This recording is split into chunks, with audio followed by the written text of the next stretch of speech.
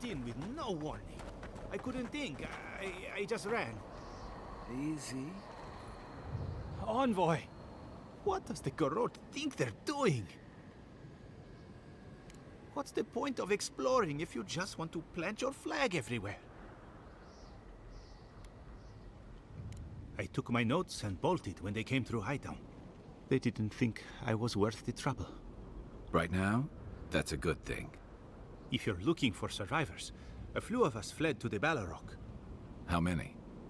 I'm not sure. I saw Sapiento.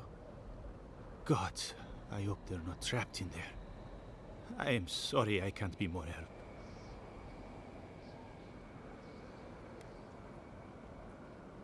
On the very first page. We should move. Let's hope the Garrote hasn't made it to the Balrog yet. Envoy, wait! Before you go, I may have something for you. I took some supplies when I ran. If you think they'll help, they're yours. I'll even give you a discount. You know, for saving the city and everything. Familiar face. I heard she made it snow in Shatterscarp. We meet again, Envoy. And you, Yardsley. You're always a prodigious and welcome sight. Oh, yes. Always a pleasure to see you, too. Paradise burns. Thanks to Ludwine and the Steel Garrote laying siege to it. But the Dream Scourge is gone.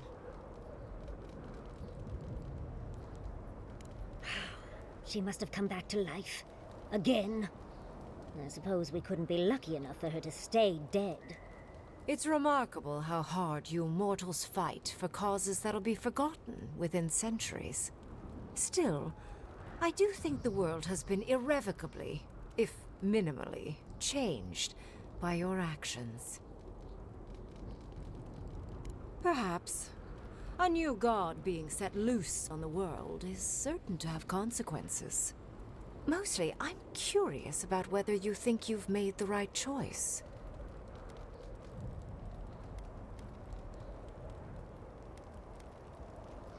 Ah, that mortal zeal.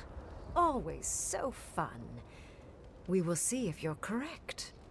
I am interested in seeing the outcome of your story, Envoy.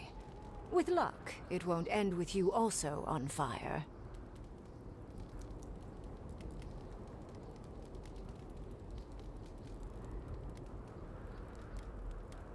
Mortal comforts are so very adorable. All you desire are your base needs lavishly fulfilled. Goodbye, Envoy.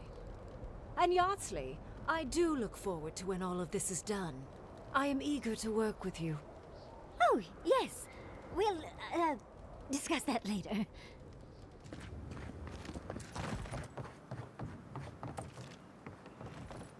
Envoy? Is it really you? Mihala told us you went into some place called the Garden to seek a god? When you didn't return, we took you for dead. What did you see there? The god you felt in Makutadek? It's too preposterous to believe. How could a plague be ended by speaking with a god? Everyone, please, please. We could get to the bottom of this if you would only let them speak. It's been weeks, Envoy. What happened?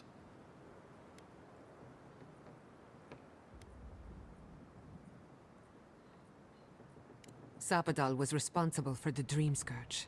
Their rage, their confusion, their fear. So you say. But Shatterscarp is still littered with dream thralls, and Temerty is still pacing her room, muttering in the dark. There won't be any new infections. We've put a stop to that for good. Unfortunately, there's little we can do for those already in the grip of the Dream Scourge. We can give them comfort, nothing more. This will be a process. The Dream Scourge was never going to simply go away overnight. I suppose it stands to reason. I found that a quick fix is often anything but. What of this god, then? What does it mean that you freed them?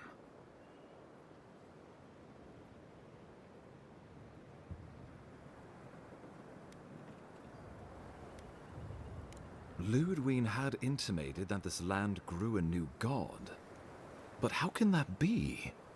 Giada and I have some theories about the nature of the Adra in the living lands. I'd say we're past the point of theorizing. If the Adra here is a closed system, like a terrarium for our souls, then a gradual accumulation of essence could coalesce into a being in the beyond. Much like the formation of gemstones. All it takes is time and the right application of pressure. Wodka no doubt saw Sapadal as a threat to her authority. So, she killed the godless and imprisoned their god. I assume it is this god we have to thank for the roots tearing apart Paradise? They erupted from the earth the moment those bastards stood up their first siege tower. Naku Tedek was riven with those things, not to mention what they did to the land. Similar roots had infected the structures at Naku Kubel. If they and the Dream Scourge were really the work of a god, and the gods thought it best to imprison this god, how could you let such a creature go free?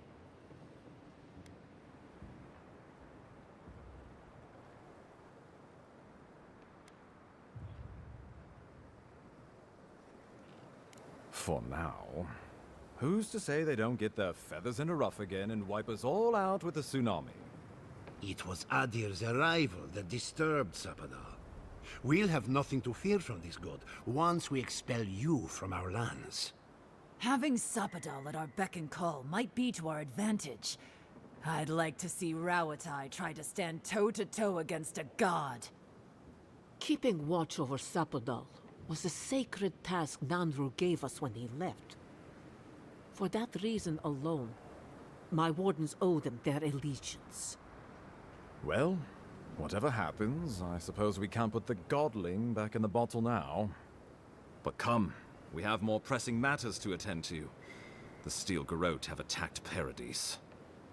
Inquisitor Ludwine has already joined the battle. She must have traveled like the wind to get here so fast.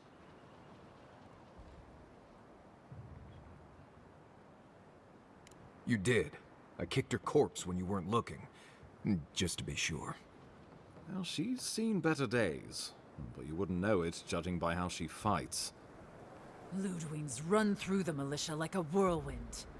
All right, let's keep the similes to ourselves.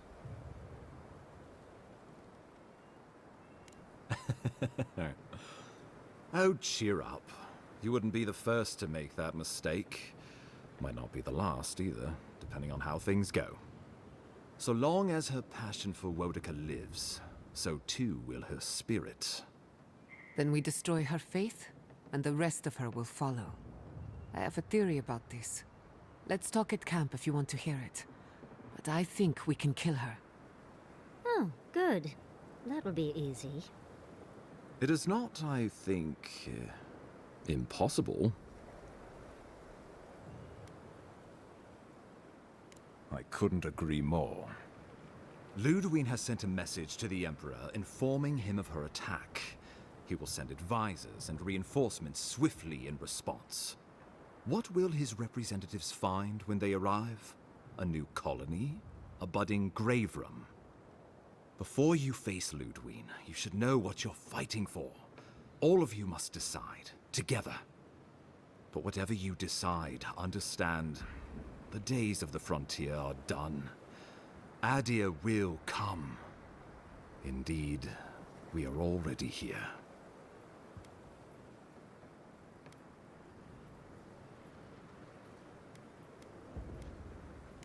The Living Lands would become an extension of the Adiran Empire in leadership and law. Soldiers bearing the flag of Adir would be garrisoned in every town. They would be paid in Adiran shelling and speak only the Adiran language. Their roads would be smooth Adiran roads. Their medicine would be hygienic Adiran medicine. And their weapons would be efficient Adiran weapons. Our customs would become their customs. Our strengths would become their strengths. Our emperor would become their emperor. Turned toward a common purpose. No one, not Rawatai, not the Valian republics, not even a rogue god, would dare attack the Living Lands. This island would be safe for the first time in its history, and safe it would remain.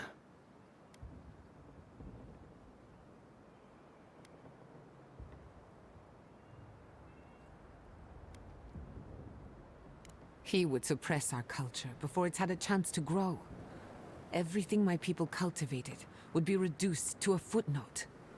If you have any love for this land, do not allow him to overwrite our history.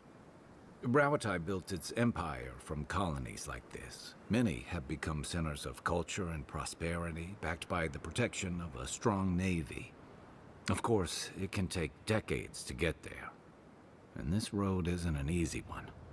But Adir won't be the only empire eyeing this place. A formal agreement now could protect us from something worse later. It shall be peaceful in that all dissenters will be silenced. So there's that. The Living Lands is a lot of things, but it will never be Adir, no matter how hard Adir wants it to be. Adir should turn back now and save everyone a bunch of blessed trouble. The Adir's promise. Flip our feathers as we find our wings. The deed binds as the wire binds. To drown us, why were we set free?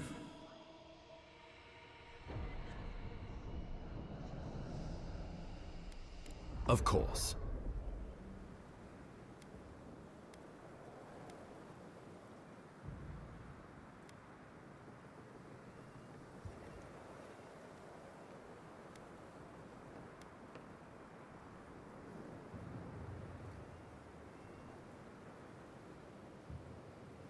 Oh, Envoy, no. Do not suggest that lightly. Think of the Emperor. There would be reprisals. Ones which this conclave could not survive, fractured as you are. Not unless you came together and formed a nation of your own. It would be difficult. No, impossible. I'm certain you would fail. Think of your people, all of you. Think of the lives at stake.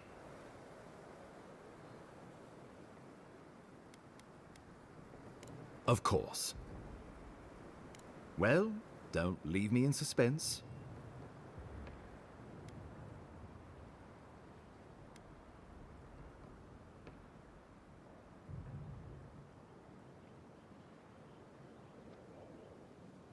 Oh, gods have mercy. Solus and her wardens stand vigil with the Living Lands. You can count on Thirdborn. Our cannons stand with the Living Lands. Fjord and her animancers stand with the Living Lands. We deserve this opportunity. Thank you for believing in us. Fighting a battle together is easy. I just hope everyone's willing to stick it out when it comes to the politics. God, they made the right decision for once. Finally, some sense permeates the proceedings. On your head be the consequences. That leaves the matter of Ludwine and the Stilgarrote. She will never surrender, Envoy. You must kill her, or we will lose Paradise, and eventually the island.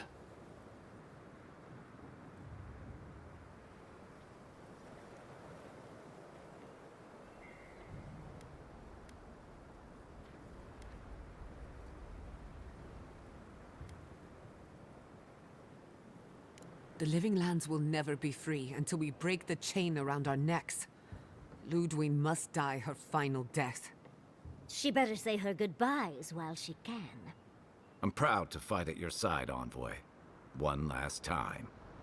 Let's get to work then. We've got a walking corpse to bury. The Paradise militia will be at your back. Give her no quarter. The future waits for you. Thank you for deserving it. Now, go and teach the Stilgarrote a lesson they will never forget. Show them that the Living Lands will not be broken across Vodka's knee. We will send reinforcements to help you reclaim the Eastern Gate. From there, work your way to the main plaza. May all the gods of Eora and the Living Lands protect you. Let's take back the city together. Show the Stilgarrote how the Living Lands takes care of its own.